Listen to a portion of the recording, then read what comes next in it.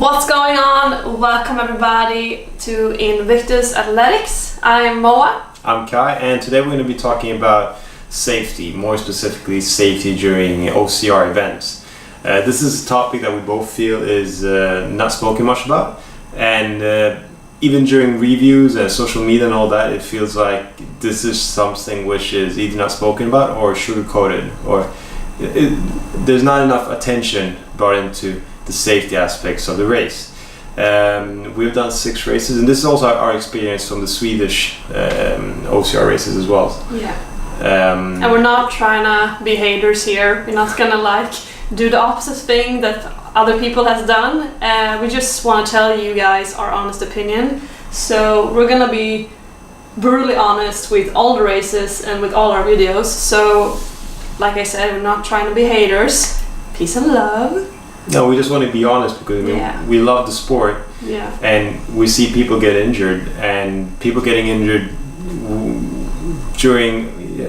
with unnecessary injuries during races, which we feel like this could have been avoided so easily. I mean, we do both understand there is a risk, the excitement of doing these obstacle races because of the overcoming your fear and all that, and there is a risk with it. But we're wondering where is the risk, and when does it just become unnecessary risk taking from the event managers, and why don't they do something about it? And if they do it after the accident has happened. Always after, when something has already happened. I mean, then it's already too late. Yeah. One person is too many. So. It is, especially when it comes to an unnecessary injury. As one good example was Toughest, which we did Toughest Stockholm, which we did 2 months ago. We ran it together, and being one of the biggest event organizers in Europe, it was the worst regarding safety that we both done. Yeah. It was surprisingly bad. I mean, taking the rings. And the ring swings as an example, they were placed, I don't know, maybe 3.5 meters high. Anyway, it felt like it was roughly a meter and a half from your feet to the ground, and it was just hard soil. Yeah. And as you said, somebody in the elite race fell from the fast lane, and then they had placed the mattress there, but they did not do it on the other 3 lanes or 4 lanes. So when we came there was actually a girl who had fallen and broken her arm or wrist or something. We couldn't really see it. She was just laying and I felt so bad for her. Yeah, because the monkey bar that we were intended to do, it was really 3 meters up. So if you would have lost your grip or just swinging that too hard, you would have fallen flat on your back and maybe broken your back or your hip or anything. And we really feel that it's so unnecessary, and it's so easy to fix. It doesn't take much, and with this big race like Toughest or Tough Viking and all those guys that has a lot of money and probably could get a good sponsor to do it for them as well. So we don't really get why it's such a bad prioritized. And it seems like they got the mattress there because they bring them out once somebody is injured.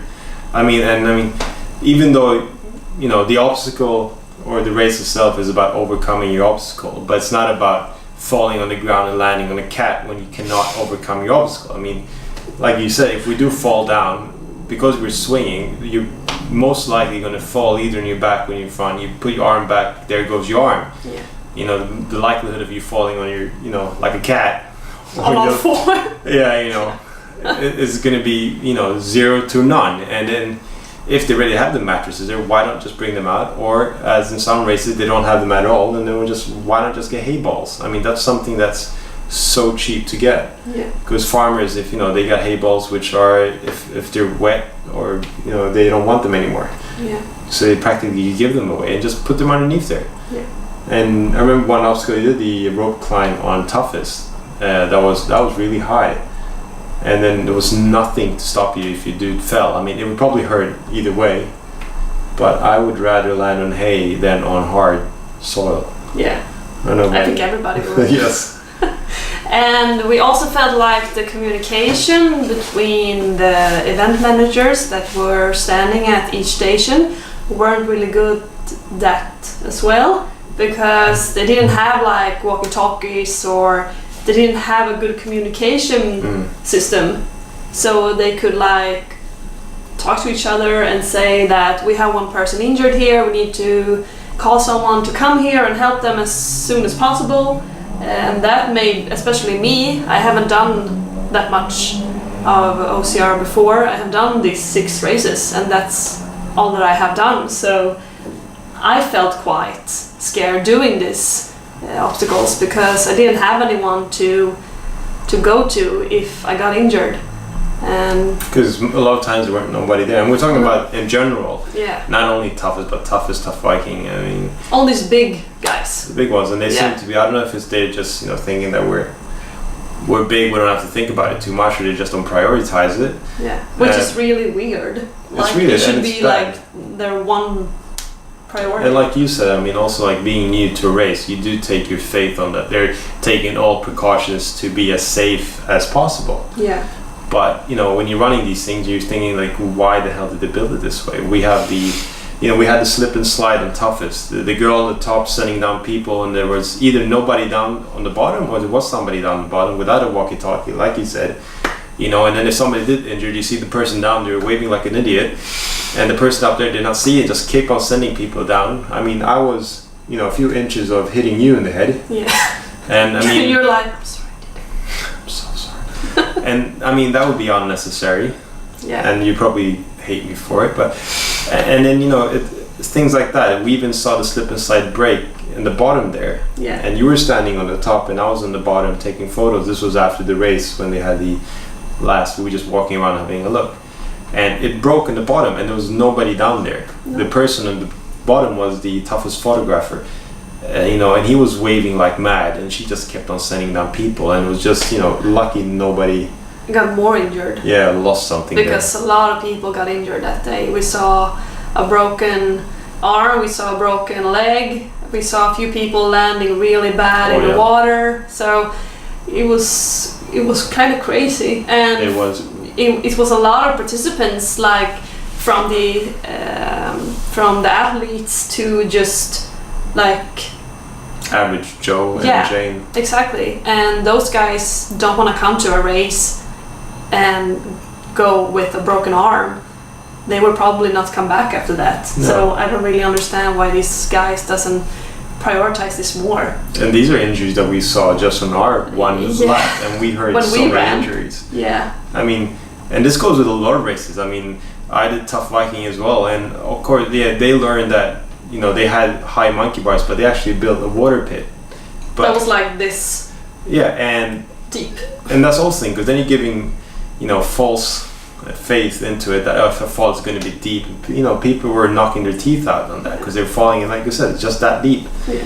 And same thing, monkey bars. It's high. There's no mattress. They put the mattress out once you injure yourself. And this is reoccurring in a lot of events. Yeah.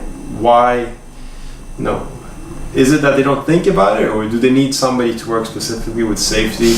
Because We're guys. Yes, I mean. No, but we really felt that we needed to do this this video specifically just for the safety, because we really felt that it has been the biggest issue around the races that we have ran.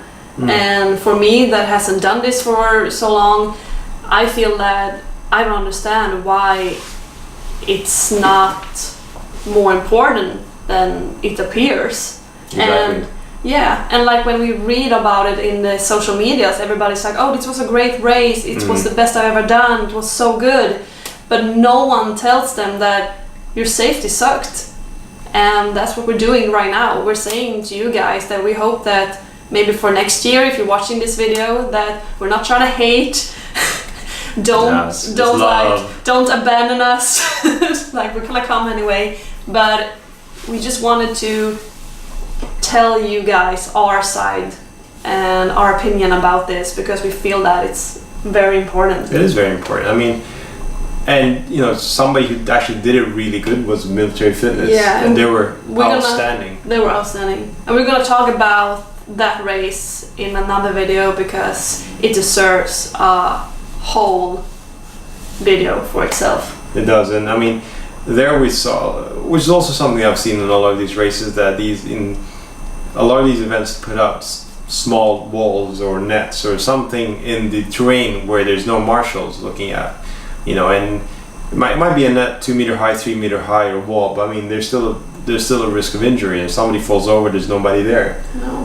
However, and this is something we see in Tough Viking and a lot of other races we've done, but with Military Fitness as an example, which I think all Swedish organizers should look at them, ask them, how are you doing this? Because they did it outstanding. Yeah. And the obstacles weren't that big as well. They weren't like expensive or like one obstacle was like 2 minutes to get through. It was like easy, but there was safety everywhere. Like people were standing at every station. Exactly, and there was also, everywhere you looked was either somebody in a yellow jacket or in a red jacket with a big red cross on the back. I mean, and they actually thought a lot about safety, and there was no, you know, if you had the monkey bar, nothing was unnecessarily high or anything. There was well thought through. Yeah. And you know, as we come to, why build a monkey bar where you know, dangling with your feet, you know, 1.5 meters from the ground? I mean, yeah. The obstacle is to beat it, not to land as a cat, as I said. And I mean, it's something we, as you say, it's because of the love of the race. We want to see it improve. And yeah. But we also want to hear what you guys think about how is this in your country and in your region. We're talking from the Swedish. We have no idea how it is in other countries, and we would maybe we're softies to you guys. You're like, oh, you're a bunch of softies, all of you guys. I don't know.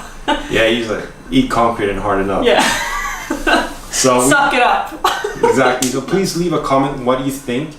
Should something be done to it? Should people think more about the safety, or is it fine as it is? Yeah. People just need to harden the fuck up. Yeah. Yeah, we said it. We said it. Yeah. And or should they do something about it? Yeah. Is enough being done? I think is probably the big question we want to ask you guys. Is enough being done by the managers for safety? Yeah. Please leave a comment below, and we'll reply to you guys and keep on going from there. We will. And until then, take care and rock and roll.